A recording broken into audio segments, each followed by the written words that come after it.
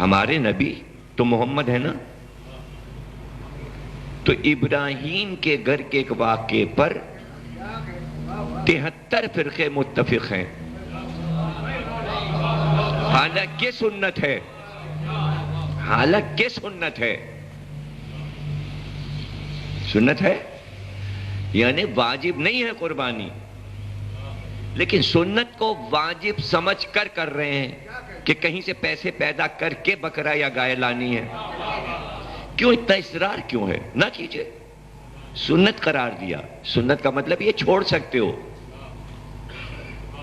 اگر نہیں ہے، رقم نہیں ہے تو آپ چھوڑ سکتے ہو. ایک صلوات پڑھیے گا.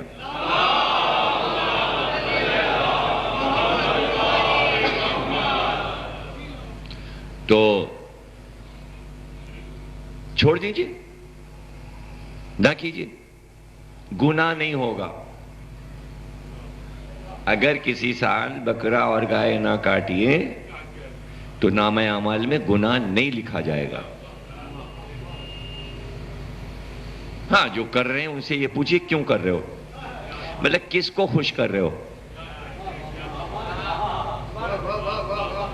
کس کو خوش کر رہے ہو.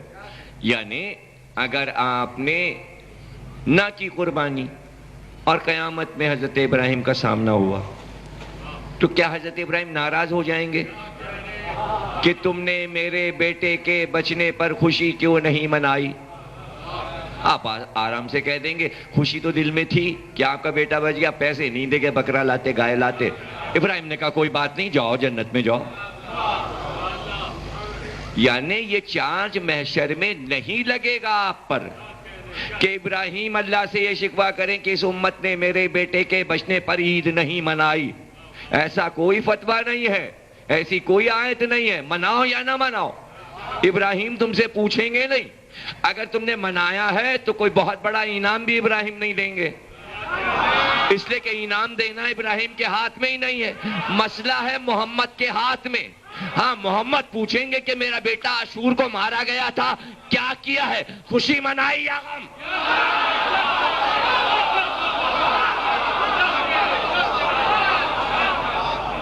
یہاں سوال ہوگا. اس لیے میں نے لفظ کہا تھا ذلت بھی ہے، رسوائی بھی ہے، شرمندگی بھی ہے، اس لیے کہ وہاں ذلیل ہونا پڑے گا.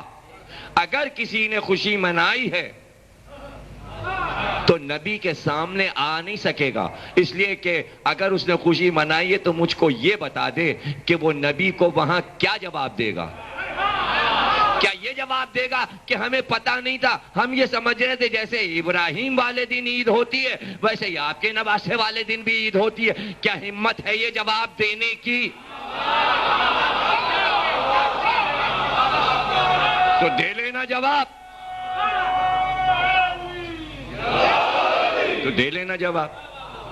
تو کم از کم یہ جو بیٹھے ہیں 1400 برس پہ فرش اعلیٰ پر، تو یہ نبی کے سامنے تو آ سکتے ہیں نا، یہ نبی کے سامنے آ کے کہہ تو سکتے ہیں. یعنی آنکھیں مل تو سکتی ہیں نا، منہ تو نہیں چھپاتے پھریں گے. اب یہ دوسری بات ہے کسی کو محشر پہ یقینی نہ ہو، قیامت پہ یقینی نہ ہو، جیسے یزید نے کہا تھا نہ کوئی وحی آئی، نہ کوئی فرشتہ آیا، نہ کوئی کتاب آئی، کچھ نہیں ہے، اللہ نہیں ہے، کچھ بھی نہیں ہے. ہاں اگر یزیدیت پہ آپ چل رہے ہو تو ٹھیک ہو، آزاد ہو، نہ محشر کو آنا ہے، نہ نبی کا سامنا ہے، نہ اللہ ہے، تب تو پھرو آزاد، جو چاہے کرو، غم مناؤ یا نہ مناؤ. لیکن جس قوم کو یہ یقین ہے کہ اللہ ہے، نبی ہے، کتاب ہے، اور ایک دن نبی کا سامنا ہوگا، تو وہ عمل کر رہی ہے کہ یہاں کی تو چھوڑو، سامنا ان کا کرنا ہے.